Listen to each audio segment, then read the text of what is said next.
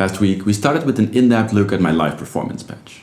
We began with the 3 melodic voices, and today we're going to have a look at the separate signal chains responsible for percussive elements and sample playback. I use a lot of samples. When I was building a modular system for live use, I realized I wanted to use it to make the music that I wanted to make in a way that was fun for others to watch, and maybe even more important, fun for me to perform. At the end, I don't care about analog versus digital, live versus sampled elements, and so on. I care about if the story I want to tell comes across. There's a lot to cover today, so let's dive right in. The drums are an important part of my setup. I need them to be simple to operate and improvise with, as well as flexible. I use the Korg SQ1 sequencer and the 4MS sample player to create a simple drum computer. I'd like to make a separate video with some extra tips about this, but here's how it works. I take the 4MS stereo-triggered sampler and prepare a bank with 10 organized single drum hits, from kicks to heads to snares. Or actually, whatever weird percussive hits or sounds I feel like. Then I take the Korg SQ1 sequence CV output, feed it to a mixing channel on the Mia, and then to the sample CV input. This way, the CV of each step on the sequencer determines which sample is being played when it receives a trigger. And to give it one, the sequencer's gate out is linked to the play sample input. You can use this trick with any sample player that can play single hits and has CV control over sample select.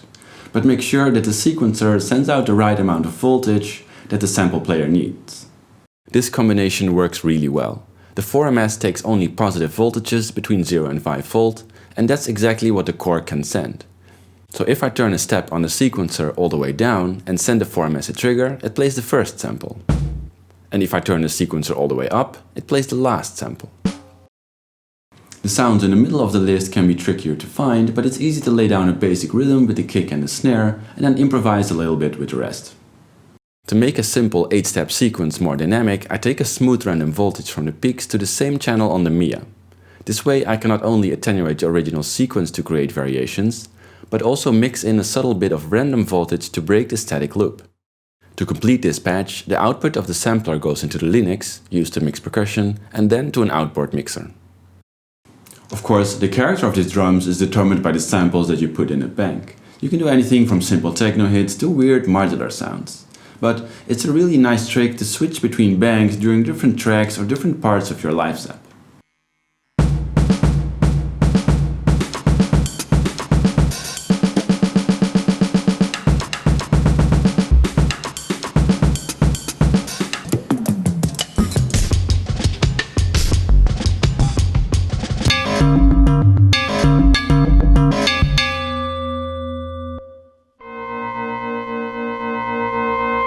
For the kick, I take the bass drum 808 straight into my outboard mixer. And that's it, there are no other tricks. I do, however, always prefer to have the kick go to a separate channel on an outboard mixer, even in a small setup. It really pays off to have EQ and volume control over it throughout a live performance. Especially with the simple controls the 808 module offers, EQ can really help to make it cut through the mix or have it lying in the background. I generally trigger it with a division of the dupe for clock divider, but really, there's not much to say here. To add to the variety of percussive elements, I use the Bassimilas Iteratus Alta next to the kick and drum samples. The patch is easy. The output of the Bassilimus goes through the dupe for A119 external input, used as an overdrive or distortion here, and then into the Linux where it's mixed with the drums. From there it goes to an outboard mixer. For modulation, I take 2 individual outputs from the MFB LFOs directly to the CV inputs. My favorites here are the morph and folds. Unfortunately, I often run out of attenuators, so I have to manually repatch these to other inputs or just take them out for certain sounds. Besides that, I take the random voltage output from the dupe for A118 to the Linux VCA. This way I can introduce subtle or very strong volume changes in the sound to make it more dynamic. That is important because in this patch the Bassimilas Iteratus Alta is triggered by a steady clock division. The Bassimilas is great for a lot of sounds. Sometimes I use it as a kick because it's more flexible than the bass drum 808 module, but my favorite sounds are fast percussive hits and dynamic hi-hats. Here are a couple of sounds that I use a lot.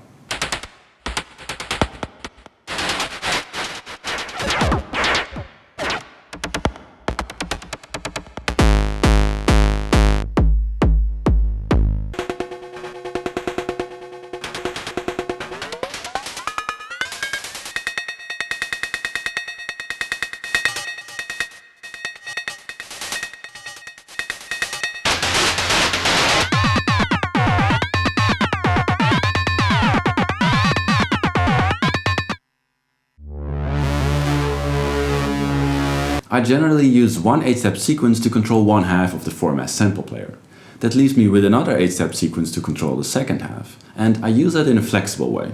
The patch is similar to the drums. I use the Korg's gate to trigger a sample and its CV out to sequence the 4ms. But in this case, I often switch between sample CV and 1 volt per octave depending on what I want to achieve. Also, I take the output of the sampler to the Make Noise LXD low-pass gate for dynamic control, and then to the Linux where it's mixed with other percussion before going to the outboard mixer. To be able to open and close the low-pass gate manually, I send it an offset voltage from the Happy Nerding Mia. This simple setup is very powerful. I can use it in the same way as the drums and use it as a drum computer. When I use one half of the 4ms for more chaotic drum elements, in example, I can use the other half to layer a steady kick and hat. But I can easily switch to a tonal sample and send it a melodic sequence.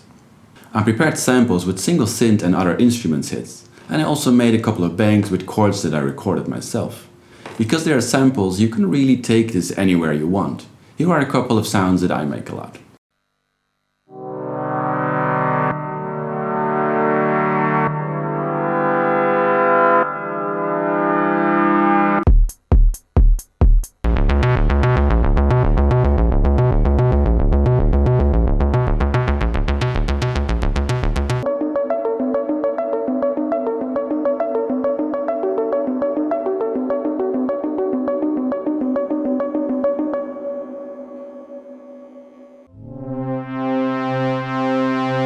Before I got to 4ms, I used the disting as a sample player. It can also do tonal playback and play single hits, and it's very capable at it.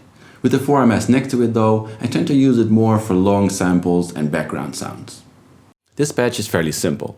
I just hook up the disting to a mixing channel on the Mia and then to an outboard mixer.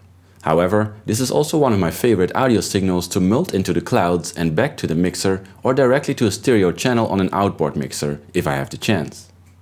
Running field recordings through clouds is a good idea, but I also like to feed it somewhat steady looping noise and trigger it rhythmically for dynamic head-like sounds, especially with some random voltage to modulate the size or texture. Both the disting and the clouds are very flexible and powerful modules though, and I'll talk more about utilizing that in my next video. A powerful feature of the disting is that the playback speed can go so slow that the sound stops entirely. That is really a nice effect for live use. Here's an example of that, and also an example of noise running through the triggered clouds. Or on the soul view.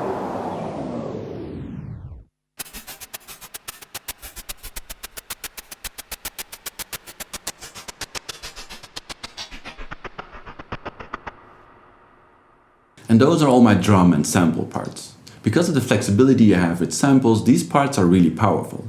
From drums to melodic parts to distant field recordings, it can handle it all, and it can really help to give your performances more character.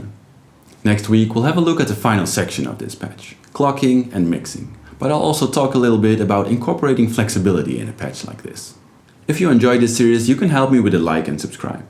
If you want to support me making these videos, you can have a look at my Patreon, where it's possible to support me with a small donation on a monthly basis.